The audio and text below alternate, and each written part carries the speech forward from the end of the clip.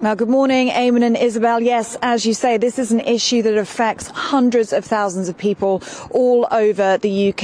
And today at about lunchtime, there are going to be hundreds of people protesting here, and they are members of the End Our Cladding Scandal campaign. They are calling on the government to lead an urgent effort to fix this cladding crisis. Well, I'm joined by a member of that group now, Paul Afshar. Good morning to you, Paul, and thank you so much for joining us on Breakfast with Eamon and Isabel. So why are you protesting today?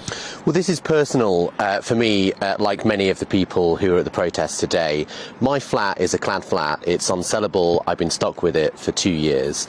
And this is years after the Grenfell tragedy as well. Now, the problem with me is that my developer hasn't stumped up any cash, and it doesn't look like they will at all. So you've got people like myself up and down the country, all over, who are wondering who's actually going to pay for the bill that's going to come through, which is potentially tens of thousands of pounds. And give us an indication of quite how widespread this problem is, because this isn't just Grenfell, is it? And it's not just London. That's absolutely right. It's people like myself who've bought their first property in good faith. It's also people who are at retirement age who've used their retirement savings to invest in a nest egg. So you're talking about at any age, all over the country, in big cities, in small towns.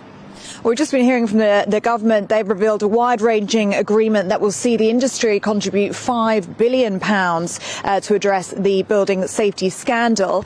You say, and your group says, that this doesn't go far enough, do you?